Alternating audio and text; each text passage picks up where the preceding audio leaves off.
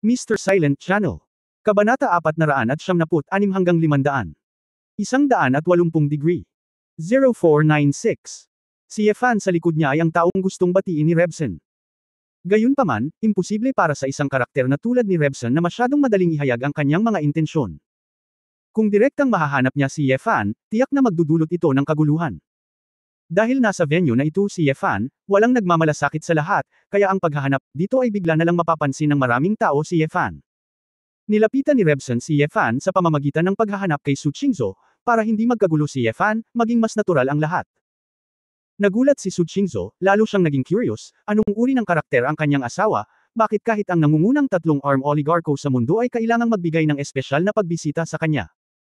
Gayunpaman, ang psikolohikal na kalidad ni Su Qingzhou ay napakahusay, at siya ay mahinahong tumango, syempre. Sa gitna ng pagtataka at inggit ng lahat sa gilid, ang mag-ama nina Su Qingzhou at Rebsen ay sabay na naglakad patungo sa isang balkonahe sa ikalawang palapag, habang si Yefan, na tila isang ordinaryong entourage, ay nakatayo sa tabi ni Su Qingzhou. Sumunod sa itaas. Syempre, may ilang tao din sa eksena na alam ang aktwal na sitwasyon. Halimbawa, ang anak ng matandang Pino, si Henry Pino, ay nasa karamihan, na tahimik na nanunood ng lahat ng ito.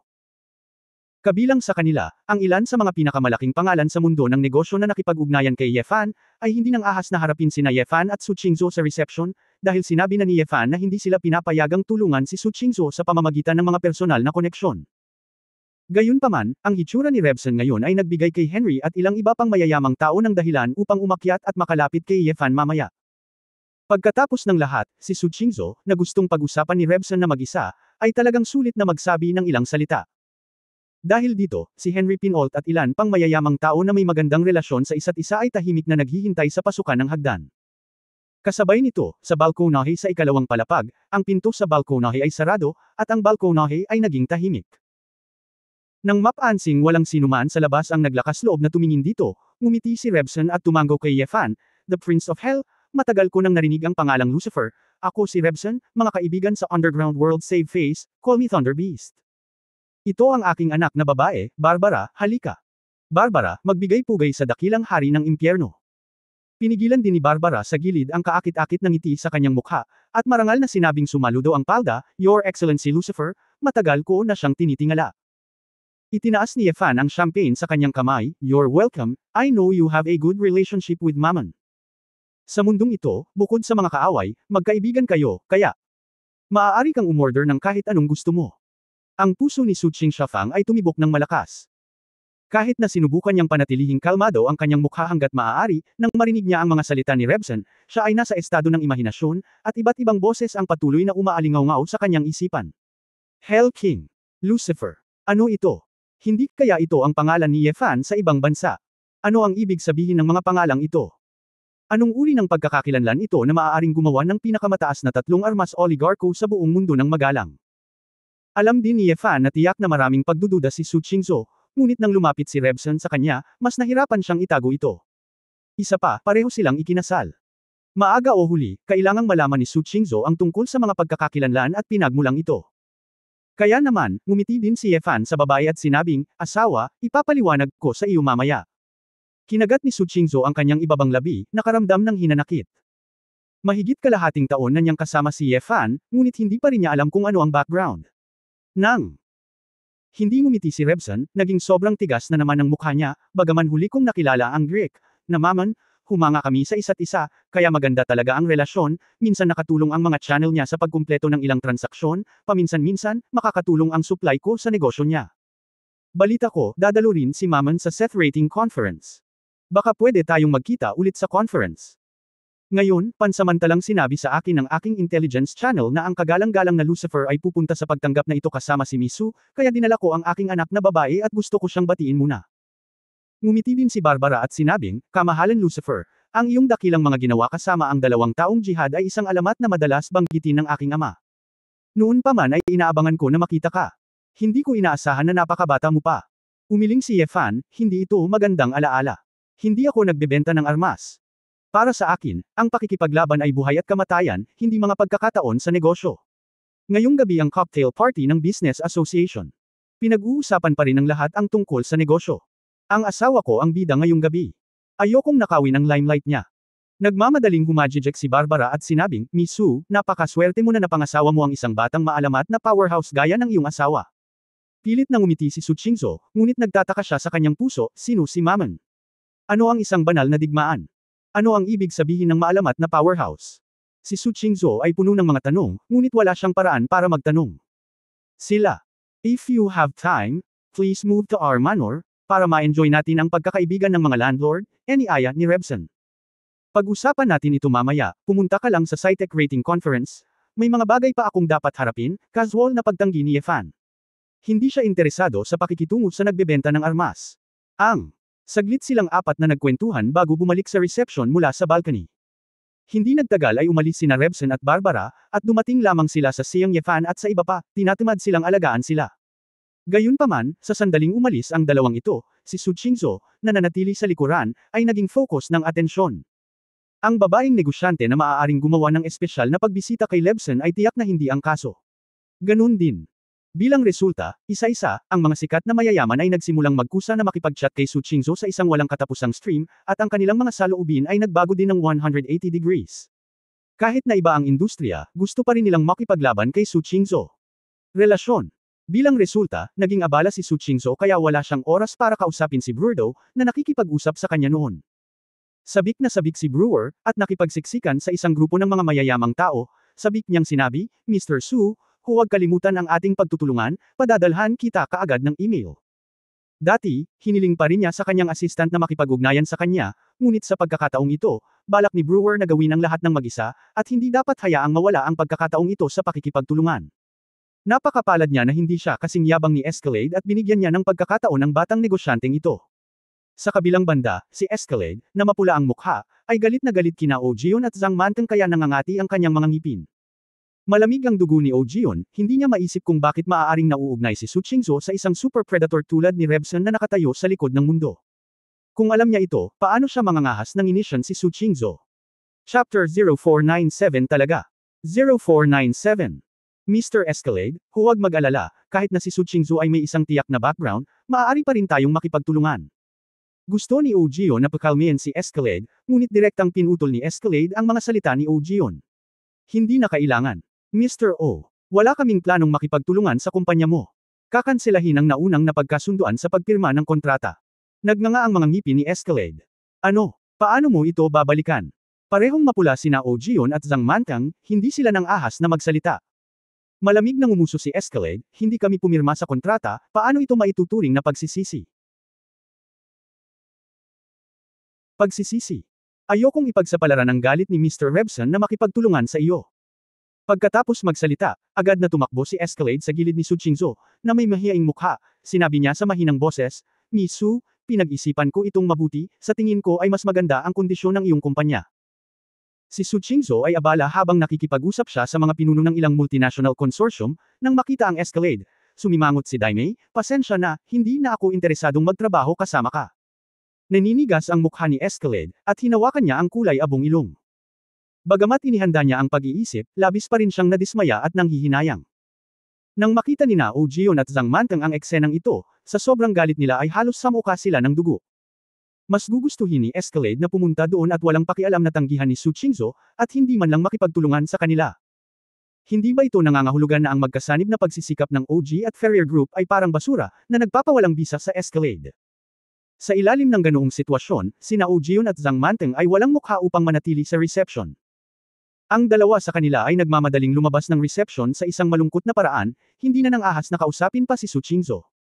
Sa katunayan, hindi inilagay ni Su Qingzhou ang dalawang kakumpetensya sa kanyang mga mata. Siya ay abala sa pakikitungo sa mga tunay na business tycoon na ito, at sapat na para sa kanya na magtrabaho ng husto. Si Henry at ilang business leader na nakakakilala kay Yefan ay tahimik na tumayo kasama si Yefan. Your Excellency, hindi naman sa gusto naming tulungan si Miss Su this time, talagang impluwensya ni Rebson, medyo lumaki, nakangiting sabi ni Henry.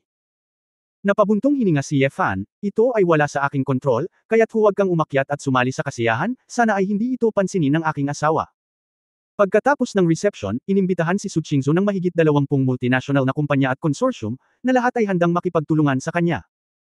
Ito ay isang negosyanteng tulad ni Henry Pinault na kilala noon si Yefan, at hindi siya kusa na lumapit para makipag-chat. Kung hindi, maaaring nakatanggap si Su Qingzhou ng higit sa 100 imbitasyon. Sa simula, sa pagtanggap na ito, sinubukan lamang ni Su Qingzhou na makipag-ugnayan sa mga interesadong kumpanya, ngunit sa huli, ang Splendid Group ang naging pinakasikat na partner. Bumalik sa kotse sa Four Seasons Hotel, ipinikit ni Su Qingzhou ang kanyang mga mata at kumalma, ngunit walang sinabi. Nang bumalik siya sa silid ng hotel, naramdaman ni Su Qingzhou na parang siya ay bumagsak. Umupo siya sa kama, humihingal saglit, at may mga butil pa ng pawis sa kanyang noo. Nagising lang si Ye Fan nang makita niyang ganito ang babae. Bagamat mukhang ngayon lang nakayanan ng babae, sa totoo lang, pressured siya na makita ang napakaraming business leaders na makikita lang sa mga financial magazine. Hindi napigilan ni Ye Fan ang matawa at umupo sa tabi ng kama, inabot ang kamay upang tapikin ang balikat ng babae, ngunit umupo kaagad si Su Qingzhou. Wife, anong ginagawa mo? Galit ka ba talaga sa akin? Sabi ni Ye Fan sa pagkabalisa, hindi ko talaga pinayagan si Rebson, hindi ko siya kilala, unang beses ko siyang nakita ngayon. Tignan mo si Henry at ang iba pa, ang mga nakakakilala sa akin ay walang lakas ng loob na lumapit at kausapin kami, I respect your choice. Lumingon si Su Qingzhou upang tumingin sa kanya, at tahimik na sinabi, sino ang nagsabing galit ako? Tapos ikaw. What the hell are you doing? Sino ito? Tanong ni Su Qingzhou. Natigilan si Ye Fan. Bakas sa mga mata ng babae ang hindi pamilyar at pag-aalinlangan. Sino si Mammon? Ano ang Holy War? Bakit Lucifer ang tawag nila sa iyo? Hell King. Sunod-sunod na tanong ni Su Qingzhou, ngayon na, gusto mo pa bang itago ang lahat sa akin? Napabuntong hininga si Ye Fan at natahimik saglit bago sinabing, Maman, siya ay isang mabuting kapatid ko. Isa siya sa 3 pinakamalaking nagbebenta ng armas sa mundo. Ang mga channel ng armas ni Maman ay ang pinakamalakas sa mundo, habang si Rebson ay ang It Has the Best Weapons, kaya ang dalawa ay mayroon ding tiyak na cooperative relationship. Ako naman, nagtayo ako noon ng isang organisasyon na tinatawag na Inferno, which is hell. Pinuri nila ako at tinawag akong hari ng impyerno, at Lucifer, sakto lang na pinuno ako ng 7 hari ng impyerno, kaya tinatawag nila akong ganyan. Holy War, mahabang kwento iyon, at may kinalaman ito sa maraming issue, Mrs., may magbibigay ako sa iyo ng impormasyon kapag libre ako, at gagawin ko ito ngayong gabi. Huwag mo nang pag-usapan, okay? Narinig ni Su Qingzhou ang pagtibok ng kanyang puso, nilunok ang kanyang lalamunan, at nagtanong, kung gayon. Ang maalamat na powerhouse ay tinatawag din nila sa iyo. Tumango si Ye Fan na may pilit ng ngiti, tama, pinupuri lang ito ng mga tagalabas, wala akong pakialam sa mga maling pangalan na ito. Kung hindi, hindi ako tatakbo pabalik sa Xia Kingdom at maging part-time na manggagawa ko, di ba? Tiningnan ni Su Qingzhou ang tanggang mukha ng lalaki. Si Ye Fan ay siya pa rin ang Ye Fan sa kanyang masayang hitsura. Kahit na marami siyang kakaibang pinanggalingan, ang taong ito ay totoo man lang. Sa pag-iisip nito, muling nanlambot ang mga mata ni Su Qingzhou, at hindi niya napigil ang mapangiti, sinabi ko na gusto kong magtrabaho ng husto para sa mga pagkakataon ng pakikipagtulungan, ngunit ngayon ay nasa-on ka na naman. Asawa. Nagkamali ako, paano ko nalaman na darating si Rebson? Inosenteng ibinuka ni Ye Fan ang kanyang mga kamay. I don't care. It's all because of you anyway. I'm sure in their eyes, naging ako yung tipo ng babae na umaasa sa relasyon niyo para magtagumpay. Nakakadiri kang tao, hindi ako papayag na samahan mo ako sa ganitong klase ng inuman sa hinaharap. Ngayon, ako ang nagbayad sa iyo ng sweldo, ngunit akala ng iba ay tinutulungan mo ako. Galit na bumangon si Su Qingzhou, lumakad papunta sa table sa tabi niya, nagbuhos ng isang baso ng mineral na tubig, at ininom ito ng sabay-sabay. Hindi alam ni Ye Fan kung tatawa o iiyak, kaya sumang-ayon lang siya, oo, ang sweldo ko ay binibigay pa rin ng iyong asawa, at kung sila ay mali, ang aking asawa ay magdurusa ng labis. Kapag lumingon ako, dapat kong linawin sa kanila na hindi ko dapat buksan ang pintuan sa likod ng aking asawa dahil sa akin, at dapat kong pag-usapan ang tungkol sa negosyo sa makatutuhanang paraan. Lumingon si Su Qingzhou na may malamig na mukha, nakatingin kay Ye Fan na hindi nasisiyahan, mababa ba ang tingin mo sa akin sa iyong puso? Sa tingin mo wala akong magagawa kung wala ka. Ihahambing ka ba ni Nao Jion at Zhang Manteng ngayon? Nagmamadaling umiling si Ye Fan, paano magkakaroon? Sa palagay ko ay hindi talaga, Mrs., ang sinasabi mo kay Brewer ay kapanapanabik sa akin, sa palagay ko ay talagang magaling ka. Hinahangaan ko kung gaano katiwala sa lahat ng oras. Talaga? Nagdududang tanong ni Su Qingzhou. Talagang totoo. Itinaas ni Ye Fan ang kanyang kamay at nanumpa, kung mayroon akong kaunting pakiramdam na matagumpay ang aking asawa dahil sa aking relasyon, tatamaan ako ng 5 kulog. Kabanata 0498 Makinig ng tahimik. 0498. Boom! Isang malakas na kulog lamang ang narinig, at ang buong Paris ay nanginig. Nanlaki ang magagandang mata ni Su Qingzhou, puno ng pagtataka ang kanyang mukha. Naging berde ang buong mukha ni Ye Fan, at tumakbo siya sa bintana at binuksan ang mga kurtina, at nakita niyang madilim na ulap sa labas, at uulan sa gabi. Pupunta ako. Gustong umiyak ni Yefan nang walang luha. Bagamat sinabi niya na ang tag-ulan sa Fagwo ay karaniwang taglamig, hindi ito nangangahulugan na uulan na ngayon. Anong kulog? Nang lumingon si Yefan, nalaman niyang tinakpan ni Su Qingzhou ang kanyang mapupulang labi gamit ang isang kamay, kibot balikat na may ngiting-ngiti, at tinitigan siya ng matalim gamit ang kamanghamanghang mga mata. Iyon ang unang pagkakataon na nakita ko siya, ngumiti si Su Qingzhou ng napakasaya, tila nag-e-enjoy ang babae na makita siyang nahihiya. Asawa, wala itong kinalaman sa pagmumura ko. Ang sinasabi ko ay kulog ang tumatama sa akin, hindi kulog sa langit. Totoo ang sinabi ko ngayon. Nagmamadaling paliwanag ni Yefan. Pinigilan ni Su Qingzhou ang kanyang ngiti, ngunit ang kanyang mukha ay namumula pa rin, tumanggaw siya at sinabing, hindi mo na kailangang magpaliwanag, gayon paman, alam ko na, at sinabi na sa akin ng Diyos ang sagot. Mababa ang tingin mo sa akin, umaasa pa rin ako dito. Sa iyo, naging ganito na ang mga bagay, at hindi ko na ito mababago. Pagkatapos magsalita, humiga si Su Qingzhou sa kama, nilagyan ng unan ang sarili, at sinabing, gusto kong magpahinga, pagod na pagod ako ngayon, maari mong paglaruan ang sarili mo. Si Yefan ay nagtatampo na ibinagsak ang sarili sa kama at sinabi sa tabi ng babae, asawa, huwag mong gawin ito, sa palagay ko ay hindi ka umaasa sa akin, huwag kang magalit sa akin. Hindi ako galit, mahinang sabi ni Su Qingzhou habang nakapikit. Hindi ako naniniwala. Siguradong hindi ka comfortable. Hindi ko inaasahan na darating si Rebson ngayong gabi. Sabi ni Yefan sa pagkabalisa. Nasabi ko na ang lahat, hindi ako galit, wala akong karapatang magalit sa iyo, napakaganda mo, isa kang alamat, at isa kang hari. Ano ako, isang maliit na negosyante, na orihinal na nakadikit sa iyo. Xiao Guang, iniisip ko pa rin ito at iyon, tapos masyado akong mapangahas, tama ba? Masayang sabi ni Su Qingzhou. Habang nakikinig si Yefan, mas lalong namamanhid ang kanyang anit, asawa, mangyaring huwag mong sabihin iyon. Habang nakikinig ako, mas lalo akong naguguluhan. Buksan mo ang iyong mga mata at tumingin sa akin. Siguradong mararamdaman mo kung gaano kasansero ang aking mga mata. Napabuntong hininga si Su Qingzhou, lumingon para tingnan ang lalaki, at idinilat ang kanyang magagandang mata. Nagkatinginan ang dalawa, biglang iniunat ni Su Qingzhou ang kanyang kamay at inilagay ito sa mukha ni Yefan. Nang inag ang katawan ni Yefan, at bahagyang nag-iba-iba ang kanyang mga mata. Ito ang unang pagkakataon na nagkusa si Su Qingzhou na gumawa ng ganoong kabait na kilos. Sabi ko, hindi na ako galit, bakit hindi ka naniniwala sa akin? Sa tingin mo ba hindi ko talaga nararamdaman, minamaliit mo ba ako sa puso mo? Sa totoo lang, tao ako na minsan masyadong kumilos, tama ka magaling ako, alam ko, pero lagi akong nag-iisa.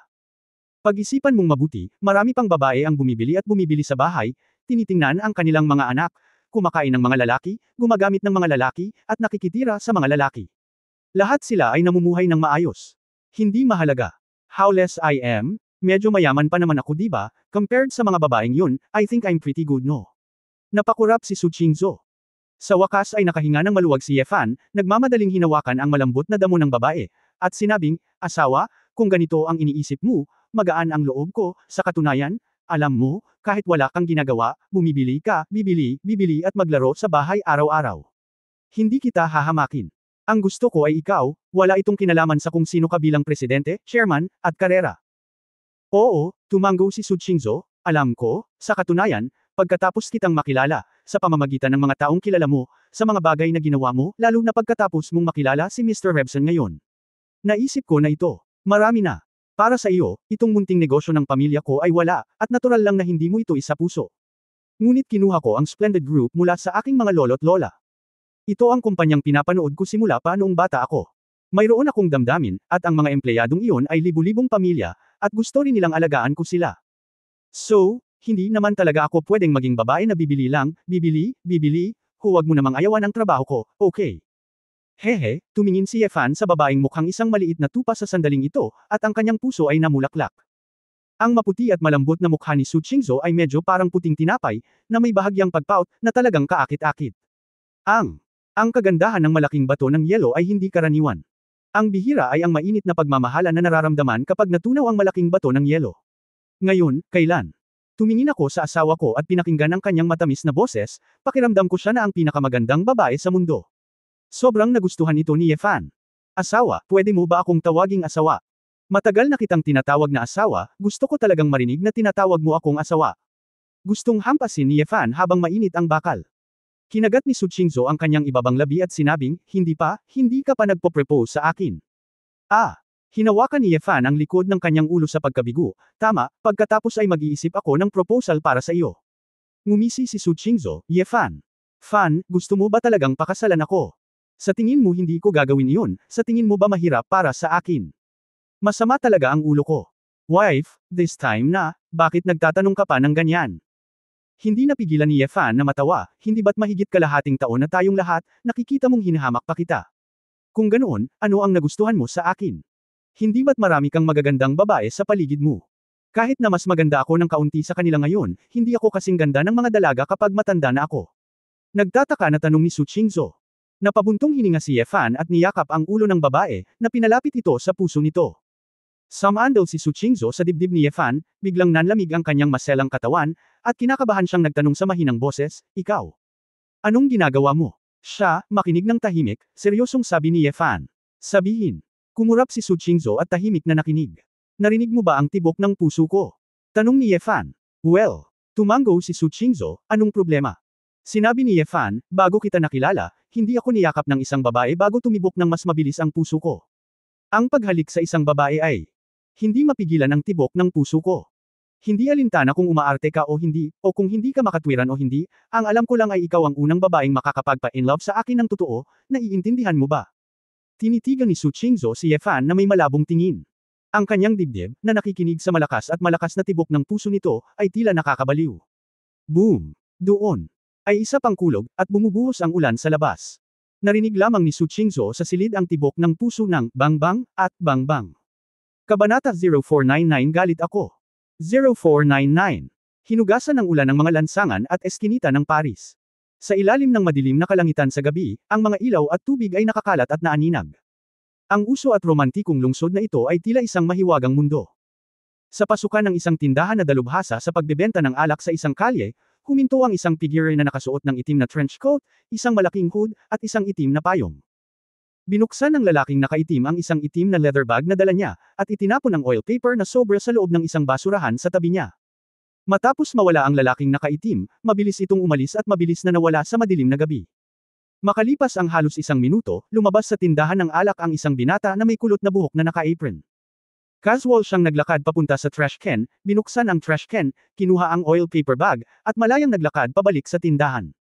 Ang lahat ng ito ay nangyari sa loob ng maikling panahon, at sa ilalim ng gabi, tila walang nakapansin ito.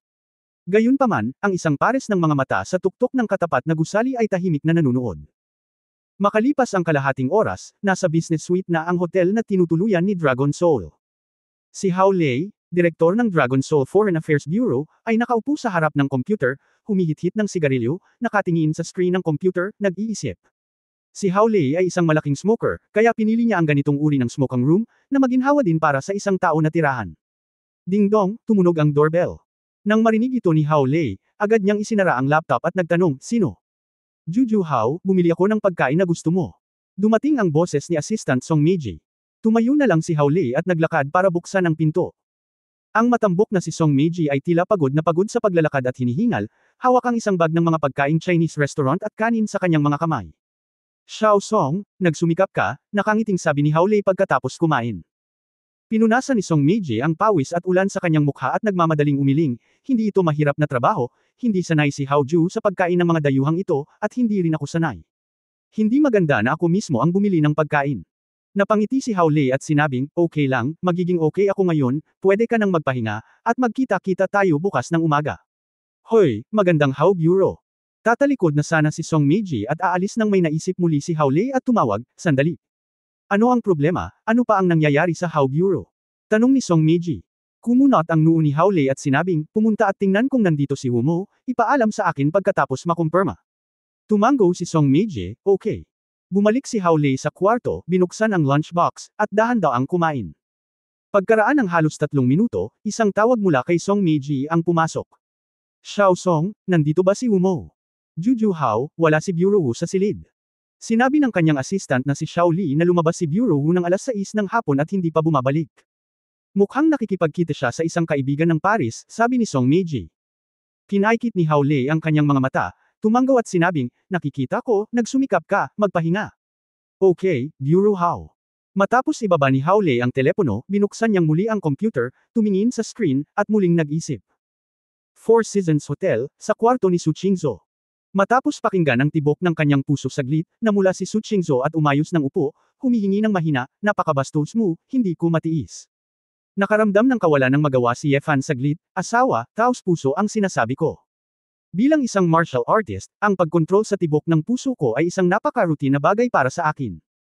Kahit libu-libong tropa man ang harapin ko, kahit sa harap ng buhay at kamatayan, hindi masyadong mag-iiba ang tibok ng puso ko, maliban na lang kung dumaan ako sa matinding ehersisyo. Gayunpaman, nang hinawakan kita at hinalikan, biglang tumibok ang puso ko, isang pakiramdam na hindi ko kailanman naramdaman sa ibang mga babae. Paano mo nalaman? Bumalik ang tanong ni Su Qingzhou, hindi mo pa nakikilala ang lahat ng babae sa mundo, kaya siguro magre-react ka rin sa ibang babae sa hinaharap. Kung gayon sino ang nagsabi ng mabuti? Malungkot na sinabi ni Ye Fan, kung kailangan mong sabihin ito, ang mga lalaki at babae sa buong mundo ay hindi kailangang magpakasal. Sino ang makapagsasabi na hindi sila makakatagpo ng higit pang pag-ibig sa hinaharap, kaya maghintay ka lang. Nauubusan. Ibinaba ni Su Qingzhou ang kanyang ulo at minasa ang puting kubreka magamit ang kanyang dalawang payak na kamay, ngunit hindi pa ako na-inlove sa isang tao, at hindi ko rin alam kung ano ang ibig sabihin ng pag-ibig. Paano ko malalaman kung talagang mahal mo ako? Ibinaba ni Ye Fan ang kanyang ulo at naamoy ang halimuyak ng jasmine na nagmumula sa buhok ng babae, ewan ko ba, walang mahigpit na pamantayan para sa mga emosyong tulad nito. Kahit 1 plus 1 ay katumbas ng 2, hindi masasabi ng mga scientist na sigurado. Sa prinsipyo, huwag magmahal. Ang alam ko lang na kasama ka, kahit pag-alitan mo ako at mawala ang init ng ulo mo, hindi kita kamumuhian, kahit anong tingin ko sa'yo, gusto mo, sobrang relaxed at masaya pagkasama ka. Hindi madaling pumunta rito bilang mag-asawa at mga matandang kasama, at hindi madaling makahanap ng makakasama at hindi magugustuhan. Bakit ang dami mong iniisip? Itinaas ni Su Qingzhou ang kanyang ulo at tumingin sa lalaki, ang mga mata ni Ye Fan ay napakalinaw at dalisay. Narcissistic talaga ako, hindi mo ako maaayawan, hindi ka qualified. Dapat alam mo na sobrang hinahamak kita. Ang dami mong pinalaki na babae sa labas at walang kahihiyang magsasabing pakasalan mo ako. I think you are treating me as a fool. Iniisip mo lang na tanga ako at madaling ay bully, kaya nga pinakasalan mo ako, kung ang ibang babae ang magpapakasal sa iyo, hindi ka nila kukonsintihin, bulong ni Su Qingzhou. Napangiti ng awkward si Ye Fan, asawa, ikaw hindi ka tanga, matalino ka at tanga, paano ka magiging tanga sa ganoong kataas na IQ? Save it, you must think. Ang babaeng ito ay tanga at sweet, sobrang tanga. Pagkatapos ng pambubuli at suyon, okay lang, kaya convenient para sa iyo na patuloy na makipagkulitin, di ba? Sabi ni Su Qingzhou. Hindi nakaimik si Ye Fan, para saan? Kung sa tingin ko, okay lang kung hindi ako magpakasal, bakit gusto kong magpakasal sa iyo ng sabik na sabik? Ako. Paano ko malalaman, anyway, dapat ay pinakasalan mo ako dahil sa katangahan ko. Akin. Miss, mali ang logic mo. Nako, wala akong pakialam sa akin. Umalis ka na.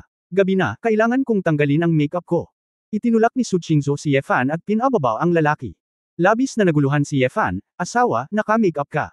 Bakit hindi ko ito nakikita? Gago ka.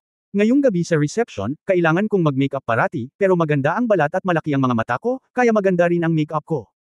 Ang pinagkaiba lang ay gumamit ako ng konting foundation at nagpalit ako ng asul na contact lens. Bumangon si Su Qingzhou sa kama at kinusot ang kanyang mga mata, napakatuyo ng aking mga mata, aalisin ko ang aking beauty contact lens. Hindi napigilan ni Ye Fan ang matawa nang marinig niyang pinupuri siya ng babae sa kanyang kagandahan. Ngunit nang sabihin ito ni Su Qingzhou, napansin niya na talagang bughaw at napakaganda ang mga mata ni Su Qingzhou. Asawa, napakaganda ng iyong mga mata. Napakaganda mo sa asul na contact lens, at ang iyong balat ay maputi, parang kalahating lahi, diretsyong sabi ni Ye Fan. Nagpout si Su Qingzhou, baboy ka. Sinabi rin niya na gusto niya ako, ngunit hindi ko ito makita sa aking makeup, at hindi ko ito makita kahit na may makeup. Wala ka talagang pakialam sa akin. Galit ako. Lumabas ka dali. Kabanata 0500 500 Kabanata 0500. Natigilan si Ye Fan at pinagalitan ang sarili dahil sa pagiging kasalanan ng sarili. Nagmamadali niyang binago ang kanyang mga salita, asawa, dahil nakikita-kita, hindi ko na kailangang makita itong maliliit na detalye ng hitsura. Nakikita ng mga mahilig si Shi, ngunit akin ka. I already subconsciously made me feel na ikaw na ang pinakamagandang babae sa mundo. Siyempre hindi ko pinansin ang mga detalyeng ito. Hindi ako naniniwala. Nagsinungaling ka sa isang 3 taong gulang na bata. Hinamak ni Su Qingzhou. Talaga, asawa ko. At saka, isa kang magandang babae na may ugali, hindi mo kailangang pakialaman ang mga pagpapakitang ito, ang ugali mo ay pumapatay ng 99% ng mga kagandahan sa loob ng ilang segundo, nararamdaman ko ito kahit na malabo kitang tingnan. Napakaganda nito, matuwid na sabi ni Ye Fan. Kinagat ni Su Qingzhou ang kanyang mga labi at masayang sinabi, nakikita mo ba ang aking ugali? Siyempre naman. Masiglang tumango si Yefan. Kung gayon, ano ang aking ugali? Tanong ni Su Qingzhou. Naisip ito ni Yefan at sinabi, asawa, ang iyong ugali ay nahahati sa ilang antas. Karaniwan, ito ay napaka-ordinaryo. Kapag ito ang pinakamasama, ikaw ay itinuturing na isang dakilang kagandahan sa mundo. Magbihis ng kaunti, at ikaw ay nasa isang mas mahusay na estado, at ikaw ay magiging isang diwata. Attend ka sa reception, ilabas mo yung aura mo, level Diyos yan. Inilibot ni Su Qingzhou ang kanyang mga mata, kung gaano kakausap, mas katawa-tawa, nagsasalita ka ngayon na parang pulot, kaya hindi ako mahuhuli. Ang iyong mga sugar-coated cannonballs ay nanlilinlang. Magaling kang lumabas, tatanggalin ko ang aking makeup. Nakita ni Yefan na dapat ay huminahon na ang kanyang asawa, at ang bato sa kanyang puso ay naalis na rin, at nakangiting sinabi, asawa, pagkatapos ay aalis na ako, magpahinga ka ng maaga. Iwinagayway ni Su Qingzhou ang kanyang kamay. Nang lumakad si Yefan sa pintuan, ang boses ni Su Qingzhou ay nagmula sa likuran, hindi ako magtatrabaho bukas. Si Yefan ay nabalisa at nagmamadaling tumalikod, asawa, pagkatapos ay ihahatid kita sa labas para maglaro bukas ng umaga. Nagkunwari si Su Qingzhou na walang pakialam at sinabing, well, ayos lang, pag-usapan natin ito bukas ng umaga. Ngumiti si Yefan at tumango, masayang isinara ang pinto. Pagkatapos umalis sa silid ni Su Qingzhou, pinunasan ni Yefan ang pawis sa kanyang noo. Sa totoo lang, ang paglilingkod kay Su Qingzhou ay isang napakahirap na trabaho, ngunit pagkatapos na mapasaya ang babae, nakaramdam siya ng labis na kasiyahan. Nagdududa si Yefan kung may tendency ba siyang maabuso. Ngunit sa sinabi niyan, mas marami kang nalalaman tungkol sa panloob na pagkatao ni Su Qingzhou, mas kaibig-ibig ang babaeng ito. Hindi kailanman nasiyahan si Yefan sa tamis ng umibig. Sa nakalipas na 6 na buwan, nang siya ay umibig sa isang babaeng kilala niya, sa wakas ay unti-unti niyang naramdaman ang sarap ng pag-ibig. Gayunpaman, kung ito ay kay Ning Zimo, Feng Yueying o iba pang mga babae, ang ganitong uri ng emosyon ay hindi kasing linaw at lubusan gaya ng ibinigay sa kanya ni Su Qingzhou. Bagamat hindi ito patas sa ibang mga babae, talagang nasiyahan si Yefan sa pakiramdam na nakakasama si Su Qingzhou. Isang labanos at isang hukay, gusto ko lang ang lasa nitong nakakalokong puting matamis, natatawa si Yefan sa kanyang sarili. Sa pag-iisip tungkol dito, dapat talaga siyang mag-propose kay Su Qingzhou sa lalong madaling panahon, ngunit ang panukalang kasal na ito ay dapat maging masigla, kung hindi, paano ako magiging karapat-dapat sa aking sarili, lalo na ang isang babae. Sa pag-iisip pa lang, naglakad pabalik si Yefan sa kanyang silid ng walang malay. Pagdating pa lang niya sa pinto ay napansin niyang may mga kakilala na bumibisita. Gayunpaman, bahagyang tumawa si Yefan sa gilid ng kanyang bibig, ngunit hindi ito inihayag. Nagkunwari siyang walang alam, nag-swipe ng room card, at pumasok sa kwarto. Sa loob ng silid, may isang figurang nakasquat sa upuan sa tabi ng bintana, natatakpan ng kanyang mahabang buhok ang kanyang mga mata, at basa pa ang kanyang maruming damit. Aray! Nagkunwaring nagulat si Yefan, bastos na multo, bakit ka tumatakbo sa kwarto ko para takutin ang mga tao sa gabi? Binuksan ni Yefan ang mga ilaw sa kwarto, at ang nakita niya ay si Asmentiz. Ang numero 1 mamamatay sa mundo, ang pagpasok sa isang silid ay natural na hindi nangangailangan ng maraming pagsisikap. Tulad ng isang unggoy, tumalon si Asmedius mula sa upuan at sinabing may pagtatampo na mukha, boss, okay ka lang. Anong magagawa ko? Ngumiti si Yefan Shiren, humihit-hit ng sigarilyo, at ipinasa ito sa matandang kapatid. Kinuha ni Asmedius ang sigarilyo, kumuha ng lighter, at naghanda munang magsindi ng isa para kay Yefan. Binuksan ni Yefan ang floor-to-ceiling na pinto at naglakad patungo sa balkonahe. Lumabas ka para manigarilyo, bakit napakagulo mong tao, mayroon ka bang kalidad? Walang pagpipilian si Asmedius kundi ang lumabas at magsindi ng sigarilyo para kay Yefan. Hay, humigop si Yefan at sinabing, sino ang nalaman mo? Kahit hindi mo itanong, mahuhulaan mo kung para saan siya hinanap ni Asmedius. Tumango si Asmedius, unsurprisingly, it's the metal frenzy. Mukhang gusto ni Gonzales na maupo sa maalamat na powerhouse at naiinip na siya. Sa pagkakataong ito ay may isang bihirang maalamat na summit, dapat siya ay gusto kong patunayan na siya ay kwalipikadong maupo sa nangungunang 10 alamat sa harap ng mga makapangyarihang tao sa mundo. Napangiti si Yefan at umiling, mahilig siyang umupo, hahayaan ko siyang maupo, dahil dito, tinutokso mo ba ako? Boss, hindi kami papayag na maupo si Gonzales sa upuan mo. Mawala man ang cultivation base mo ngayon, nasa iyo pa rin kami. We Inferno is a whole. Nakausap ko na si Azazel. Aba, sasamahan ka namin sa summit kasama ang amo, pagdating ng panahon. Utos mo, gagawin namin, at hinding-hindi namin hahayaang magtagumpay si Gonzales. Mariing sabi ni Asmedius. Ngumiti si Yefan at tinapik ang balikat ng kanyang kapatid, Scruffy, tinanggap ko na ang ideyang ito, ngunit matagal ko nang minamaliit ang mga maling pangalan na ito. Kung hindi masyado si Gonzales, hahayaan natin sila. Sa totoo lang, ang gusto ko ay ang magretiro sa arena, kasama ang aking asawa, kasama ang aking kasintahan, mamuhay ng masustansya, lumaban at pumatay, titigan sa lahat ng oras, nakakasawa. Kung mayroon akong iba pang mga layunin sa buhay, ito ay ang Wake Up Angel. Para sa iba pa, walang dapat pagtalunan. Boss, ayaw mo pa ring isuko si Angel. Kumunot ang noo ni Asmodeus.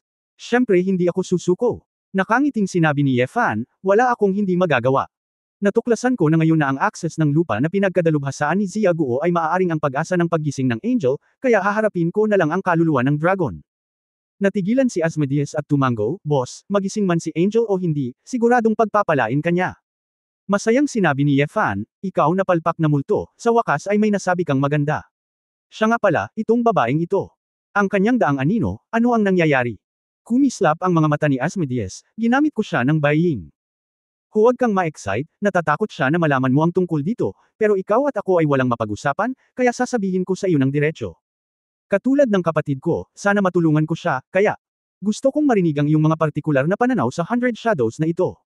Bumantong hininga si Yefan at seryosong sinabi. Pagtatapos ng kabanatang ito. For more videos, please like, share and subscribe.